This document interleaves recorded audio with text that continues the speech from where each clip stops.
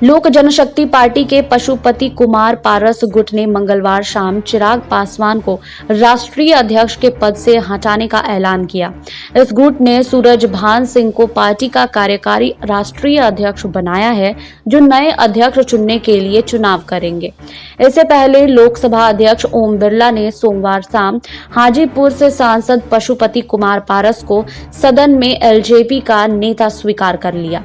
दूसरी तरफ पारस के भतीजे चिराग पासवान ने पार्टी की नेशनल एग्जीक्यूटिव की मीटिंग में सभी बागी सांसदों को पार्टी से बाहर करने का आदेश जारी किया।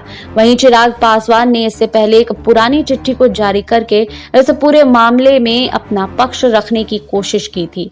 वहीं आपको बता दें, चिट्ठी जारी करते हुए चिराग ने अपने ट्विटर अकाउंट पर लिखा कि पापा की बनाई इस पार्टी और अपने परिवार को साथ रखने के लिए किए मैंने प्रयास किया, लेकिन असफल रहा। पार्टी मां के समान है और मां के साथ धोखा नहीं करना चाहिए। लोकतंत्र में जनता सर्वोपरि है। पार्टी में आस्था रखने वाले लोगों का मैं धन्यवाद करता हूं। एक पुराना पत्र साझा करता हूं। चिराग स्वयं को नरेंद्र मोदी का हनुमान बताते हुए आए हैं, लेकिन संकट की घड़ी में प्रधानमंत्री नरेंद्र मोदी से लेकर अमित शाह या कोई अन्य बीजेपी नेता चिराग के साथ खड़ा होता नहीं दिख रहा है। ऐसे में सवाल उठता है कि क्या बीजेपी ने चिराग पासवान की तुलना में उनके चाचा पशुपति नाथ पारस को चुन लिया है? बिहार की राजनीति में सोमवार को जो कुछ घटा, इसकी असली शुरुआत बिहार विधानसभा चुनाव के साथ होती दिख रही है। चिराग ने बिहार विधानसभा चुनाव के दौरान नीतीश कुमार के खिलाफ बेहद आक्रामकता के साथ चुनाव प्रचार किया। चुनाव के दौरान मोदी से कोई बैर नहीं, नीतीश तेरी खैर नहीं जैसे जुमले उछाले गए। इस रुख का पार्टी के अंदर भी विरोध किया गया, लेकिन इसके बावजूद बिहार की सड़कों पर इन जुमलों के साथ पोस्टर देखे गए। इसके बाद चुनावी नतीजे आए और नीतीश कुमार की पार्टी सत्ता से बाहर हो गई। वहीं चिराग को इतने आक्रामक रुख के बावजूद सिर्फ एक विधानसभा सीट मिली, लेकिन नीतीश कुमार एक बार फिर सत्ता में आए और सीएम बन गए। राजनीति पर्यवेक्षकों की माने तो इसके बाद से वो सब शुरू हुआ जिसकी वजह से चिराग अपनी पार्टी में अलग थलग पड़ गए। हालांकि जेडीयू के शीर्ष नेता केसी त्यागी इस बंटवारे में नीतीश कुमार की भूमिका होने से इनकार करते हैं। वो कहते हैं कि अगर चिराग चुनाव में एनडीए से बाहर नहीं जाते तो क्या ये सब हो रहा होता जो कि अब हो रहा है।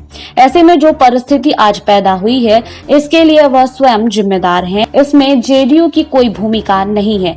लेकिन बिहार की राजनीति को समझने वाले एक पत्रकार बताते हैं कि बीजेपी में जो भी नीतीश को जानता है उसे पता है कि नीतीश जी अपनी दुश्मनी भूलते नहीं हैं। अभी 2 महीने पहले एलजेपी के कुछ लोग टूटकर जेडीयू में गए थे, कुछ लोग आरजेडी में गए थे। उस समय से बातचीत चल रही थी कि इस सबके बीच नीतीश कुमार की चुप्पी बता रही थी कि वह अंदर ही अंदर चिराग पासवान को लेकर विचार कर रहे हैं।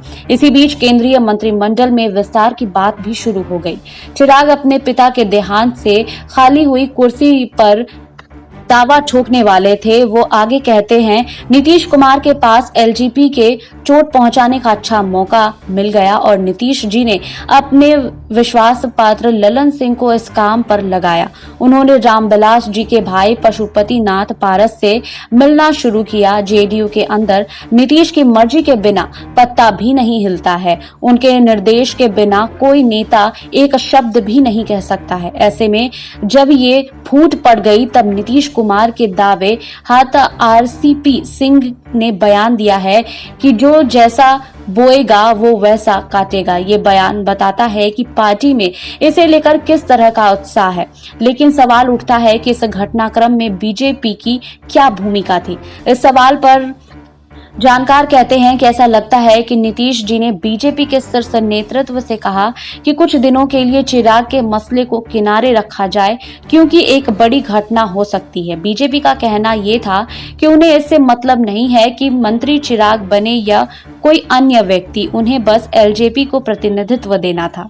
शायद यही वजह है कि पारस लगातार कह रहे हैं कि उन्होंने पार्टी को तोड़ा नहीं है और पार्टी उनके साथ ही है।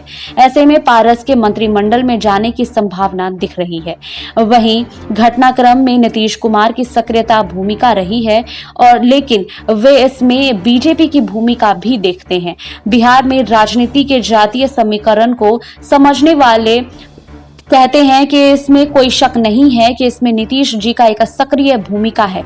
उनकी पार्टी के नेताओं का बाकी सांसदों से फूट के तुरंत बाद मिलना ये साफ करता है कि जेडीयू नेता ललन सिंह पार्टी सुबह ही बागी सांसद वीणा देवी के आवास पहुंचे थे। ऐसे में नीतीश जी इसमें शामिल तो थे, लेकिन ये नहीं कहा जा सकता है कि ये पूरी तरह नीतीश कुमार की ही योजना थी। वहीं वो आगे कहते हैं क्योंकि इस समय नीतीश कुमार की हैसियत ये नहीं है कि वह बदला लेने का काम करे और इससे उन्हें कोई फायदा भी नहीं होता दिख रहा है, क्योंकि एलजेपी के पास कोई विधायक नहीं है। एक था जिसे जेडीयू में पहले ही मिला लिया गया। ऐसे में वजह की कमी दिखाई पड़ती है। मेरी राय में ये बीजेपी की योजना पर हुआ है। वहीं कुछ राजनीतिक पर्यवेक्षक ये भी मानते हैं कि दिल्ली में घटित हुई इस राजनीतिक घटनाक्रम के पीछे चुनावी गणित भी है। वहीं बीजेपी बिहार के दलित वोट बैंक पर नजर जमाते हुए है और बीजेपी चाहती है कि पासवान समाज को एक ऐसा नेता दिया जाए जिसे संभालना आसान हो। ऐसे में बीजेपी ने चिराग की जगह चाचा पशुपति नाथ पारस को चुना, क्योंकि इस बात की संभावना है कि चाचा और भतीजे की लड़ाई में बीजेपी बिहार का दलित वोट बैंक, विशेषतः वह समुदाय जिसके नेता रामविलास पासवान हुआ करते थे, हथियाना चाहें।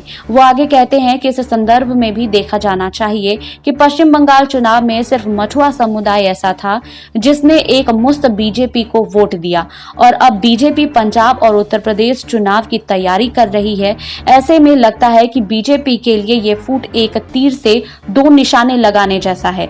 एक तरफ बीजेपी को चिराग और उनकी महत्वाकांक्षाओं से मुक्ति मिल गई और वहीं दूसरी ओर बिहार की दलित राजनीति में भी नए अवसर पैदा हो गए। नीतीश जी को एक फायदा यह भी हुआ है कि इस किस्से से उन्होंने कहने के लिए ही सही लेकिन चिराग पासवान से बदला ले लिया है। हालांकि बीजेपी चिराग पासवान के साथ जो कुछ हुआ है उसमें अपनी भूमिका होने से इनकार करती है। वहीं बीजेपी प्रवक्ता सौरभ भाटिया कहते हैं कि हमने ये चुनाव जेडीयू के साथ मिलकर लड़ा और हम उनके साथ हैं और एलजेपी के अंदर क्या होता है ये पार्टी का अंदरूनी मामला है।